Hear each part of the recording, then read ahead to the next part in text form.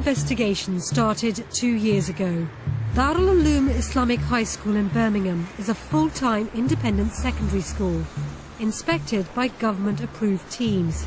It's required to teach tolerance and respect for other religions. But we went undercover because we had gathered evidence of extreme intolerance.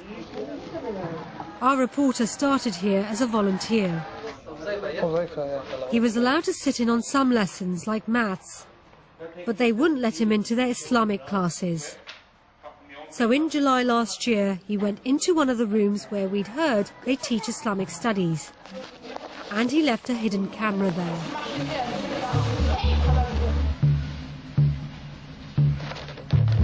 At first, our camera records exams and prayers.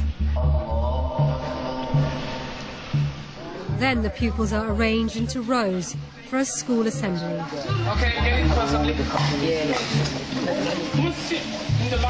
The speaker addresses all the pupils aged 11 and upwards. He starts by talking about people who worship ridiculous things. But there are some people in the world who decide not to use the intellect. They are happy worshipping idols, just worship the cows. It's the Hindus, isn't it? Like the Hindus, they worship the cows. This is how he describes Hindu religious practices. If we choose to worship such ridiculous things, a cow. Now, how can anyone worship a cow? First thing he does is he rides that cow, he sits on the cow, his God, he sits on his God, and at times he needs to clean for his God.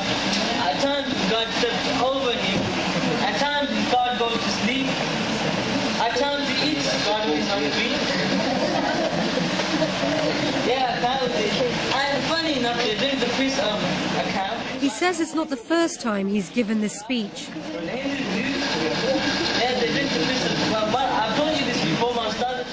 In 2009, government-approved inspectors praised the school for its interfaith teaching, saying, "Pupils learn about the beliefs and practices of other faiths and are taught to show respect to other world religions."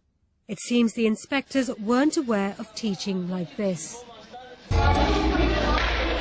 This is how British children are being taught to read the Quran. In a Muslim faith school in the north of England.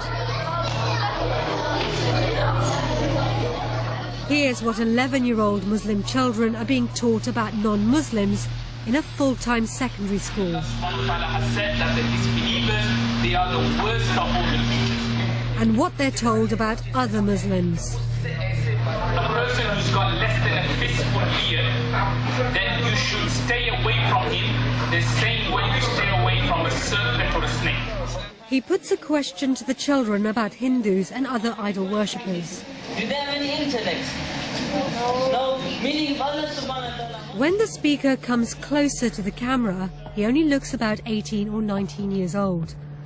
Darul Uloom School says its pupils are taught to preach the message of Islam, and it seems our camera has filmed a senior student practicing. While he was preaching, there were teachers and other senior students keeping order in the room. But they did nothing to contradict his teachings. They told the children to be quiet and pay attention to the speaker. This is one of 38 secondary schools set up by different Islamic organizations to train the next generation of imams and community leaders. There are at least 2,000 madrasas in the UK, teaching more than 100,000 children how to recite the Quran. The children here are as young as 5. On the first day of filming, our camera records a brief moment, which suggests that the reports we've heard of regular violence might be true. A teacher patrols the room, and then he kicks a boy. Then he walks down the line.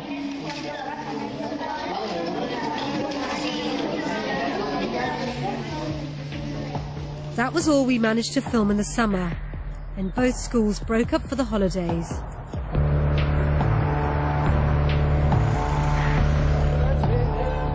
On the first day of the new term in September, we went back to Darul Uloom Birmingham. The very first assembly back is taken by a senior teacher. The boys have been away for a month, and all of them have their haircuts checked by the teachers. Children with non-Muslim haircuts are sent to stand against the wall. The senior teacher says looking like non-Muslims is forbidden. He uses the word kafar, an often derogatory term meaning disbeliever or infidel. There'll be regular haircut checks. Okay, you must make sure you don't get these what's fashionable now amongst in society. Okay, the Kuffar introduce something and we Muslims taking on the board. You know. He says teachers will take drastic action. For those parents that give us permission, yeah, we've got trimmers and everything here. So don't expect professional haircuts from us. He tells them that looking like non-Muslims is a way of enslaving them. He associates British society with shaitan, the Islamic version of Satan. You need to free yourself from the influence of the shaitan and the society. Yeah? The kuffar have brought so many new things out, and you need to free yourself from slavery. What kind of slavery am I talking about? Yes.